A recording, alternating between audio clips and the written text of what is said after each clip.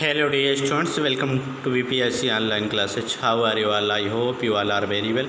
मैं Mansar 9th class की social science के पार्ट फर्स्ट हिस्ट्री के चैप्टर 6 किसान और काश्तकार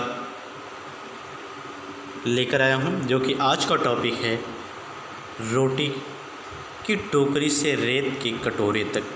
रोटी की टोकरी से रेत के कटोरे तक के बारे में चर्चा करेंगे कि रोटी की कटोरी से रेत के कटोरे तक कैसे पहुँचे। तो सन 1930 के दशक में देश के दक्षिण मैदानों में भीषण धूल भरी आंधियाँ चलने लगी। 1930 के दशक में देश के दक्षिण मैदानों में भीषण धूल भरी आंधियाँ चलने लगी। यहाँ का स्टेटमेंट जो दिया गया, जो हमारा टॉपिक है रोटी की टोकरी से रेत के कटोरे से, पहले रोटी की टोकरी से फिर उसमें रेत के कटोरे तक के बारे में चर्चा करेंगे कि 30 के दशक में देश के दक्षिण मैदानों में भीषण धूल भरी आंधियाँ चलने लगी। 7 से 8,000 फुट की ऊंचाई पर धूल की काली चादर छा जाना। 7 से 8,000 फुट की ऊंचाई पर धूल की काली चादर छा जाना आम बात हो गई। लोगों की आंखें तथा गला रेत से भर जाता था। पशुओं का दम घुटने लगा और पशु बड़ी संख्या में मरने लगे। इस रेत से पशु बड़ी संख्या में मरने लगे। नदियाँ धूल से भर गई और मछलियाँ मर गई। मृत पशु पक्षियों के ढेर जगह पर दिखाई देने लगे। धूल भरी आंधियों ने कृषि मशीनों को भी नहीं छोड़ा। ट्रैक्टर तथा अन्य मशीनें इतनी बुरी तरह नष्ट हो गई कि उनकी मरम्मत कर पाना भी मुश्किल हो गया। प्रत्येक वर्ष वर्षा का अभाव बढ़ता गया, जिसके कारण लोगों को सूखे का सामना करना पड़ा। ये सभी मौसमी बदलाव वनस्पति आवरण के समाप्त होने का परिणाम थे। ये सभी मौसमी वनस्पति आवरण के समाप्त होने का परिणाम थे। किसानों ने ज़्यादा से ज़्यादा कृषि क्षेत्र प्राप्त करने के लालच में वनस्पति के आवरण को बुरी तरह नष्ट किया था। मिट्टी को उलट पुलट कर दिया।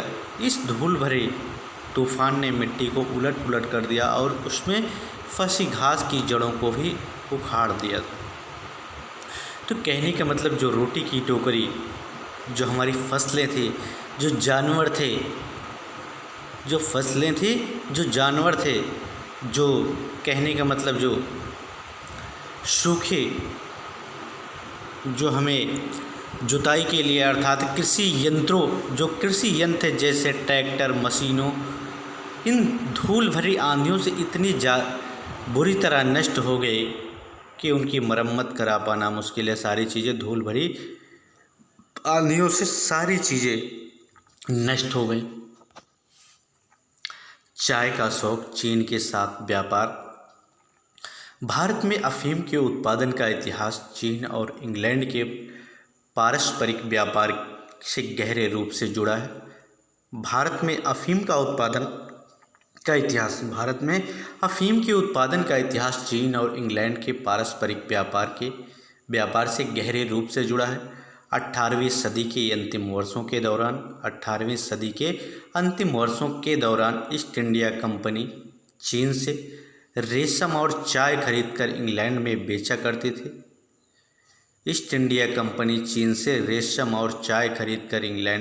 करती थी। जिसके परिणाम स्वरूप इंग्लैंड में चाय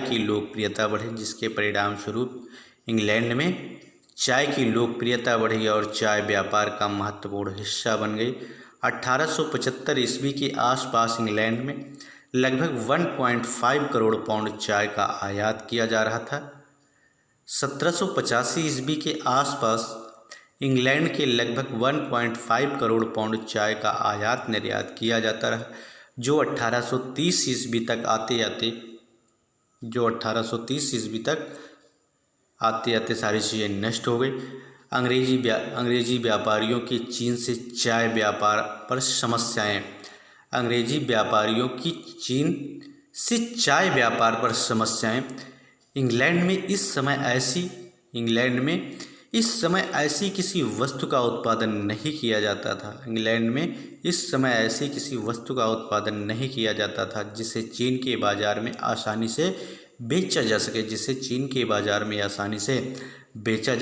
जा सके। चीन का जो मंचू शासक था विदेशी व्यापारियों को संदेह की दृष्टि से देखता था। चीन का मंचू शासक विदेशी व्यापारियों को संदेह की दृष्टि से देखता था तथा ये विदेशी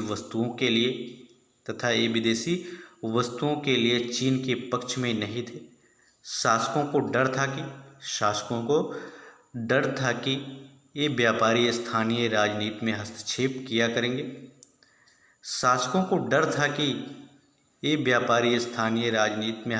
किया करेंगे और शासकों की सत्ता में हस्तक्षेप का प्रयास करेंगे। इसलिए मंचू शासक विदेशी वस्तुओं के लिए चीन के दरवाजे खोलने के पक्ष में नहीं थे। ऐसी परिस्थिति में पश्चिमी व्यापारियों के लिए व्यापार संतुलन एक बड़ी समस्या बन गई। व्यापारी चाय के बदले चांदी के सिक्के दिया करते थे। चांदी के निर्यात से इंग्लैंड का खजाना खाली हो रहा था। इंग्लैंड में यह सार्वजनिक चिंता का विषय बन गया था। यह भावना जागृत होने लगी थी। खजाने के खाली होने से देश में निर्धनता फैल जाएगी और राष्ट्रीय संपत्ति हाथ से निकल जाएगी। इसी कारण चांदी के नुकसान को रोकने का विकल्प ढूंढने लगे। वे ऐसी वस्तु की तलाश में थे जिसे चीन के बाजार में बेचकर लाभ कमाया जा सके।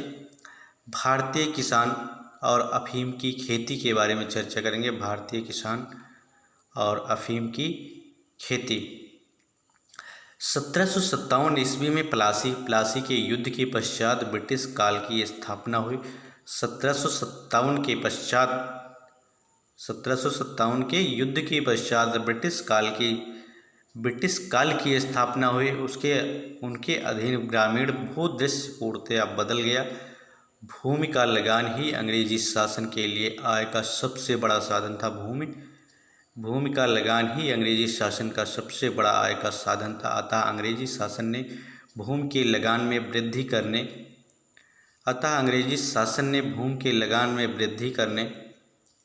करने का हर संभव प्रयास किया। इस उद्देश्य से कृषि क्षेत्र को बढ़ाया गया। भूमि कर की नई प्रणालियां आरंभ की गई तथा भूमि कर की दर में भी वृद्धि कर दी गई। कृषि क्षेत्र बढ़ने से वन क्षेत्र तथा चारागाह कम हो गए। इसका चलवासी चरवाहों तथा निर्धन किसानों के जीवन पर बहुत बुरा प्रभाव पड़ा। वनों से लकड़ी काटना तथा पशु चराने से संबंधित कई कठोर नियम पारित किए गए।